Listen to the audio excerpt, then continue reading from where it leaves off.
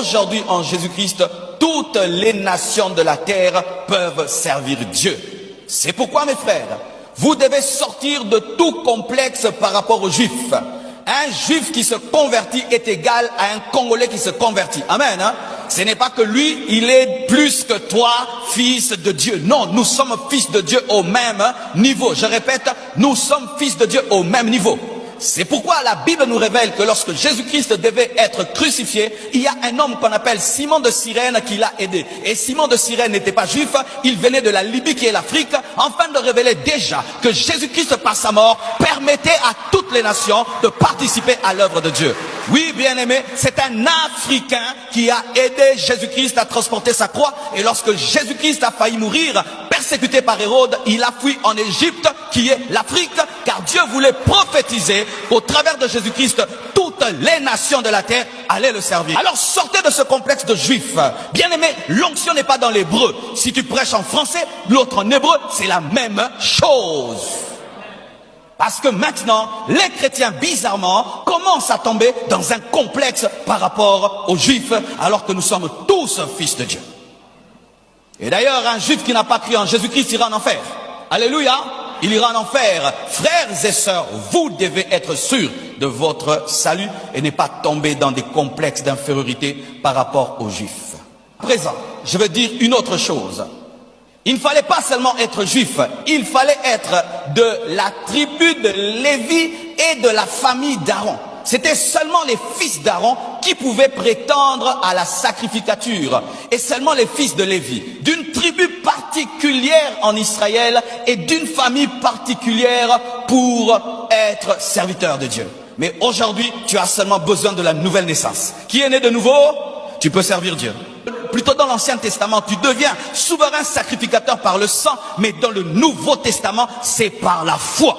Si vous croyez en mon Dieu plus qu'en mon Fils, vous me remplacerez. Alléluia, ce n'est pas familial. Cette église n'est pas familiale. Amen. Hein?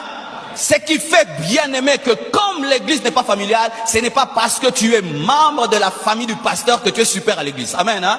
Parce que je vois des fois les gens, ils craignent les gens. Oh, c'est le petit frère du pasteur. C'est le petit frère de la femme du pasteur. Ce n'est pas un poste à l'église. Ce n'est pas un poste à l'église. Ce n'est pas un poste à l'église.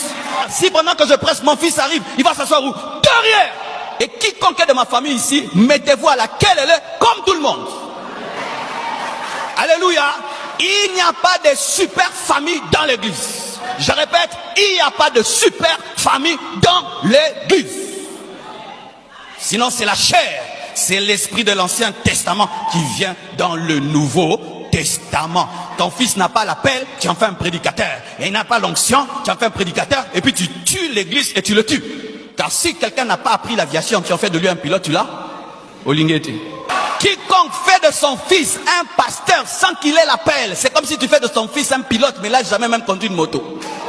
Tu n'aimes pas ton fils. C'est pourquoi beaucoup de fils de pasteurs meurent et sont détruits parce que leurs pasteurs, leurs pères ont voulu faire du ministère un business. Le ministère n'est pas un business, c'est un appel, c'est une vocation. Lorsque Dieu m'avait parlé, il m'avait pas dit que je ferais un business. Il m'a dit, va sauver les âmes. Mais lorsque le ministère commence à rapporter de l'argent, on veut transformer son business. Et c'est quand tu sers Dieu pendant des années. Et à la fin, Dieu ne te donne rien parce que tu as transformé la vocation en profession. Voici l'équilibre. Dans l'Ancien Testament, père en fils toujours. Mais dans le Nouveau Testament, Dieu peut remplacer le leader par un des fils spirituels, soit par son fils dans la chair, mais qui est devenu son fils spirituel. Et ce n'est pas à lui de décider, c'est à Dieu de décider, c'est à Dieu de décider. Je dis c'est à Dieu de décider.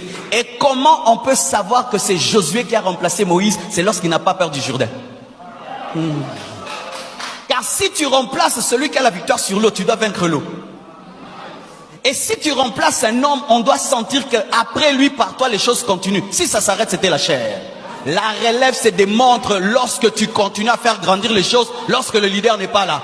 Mais si après lui, la doctrine change, l'impudicité entre dans l'église, les bêtises entrent, ce n'était pas une relève de Dieu. C'était un positionnement politique.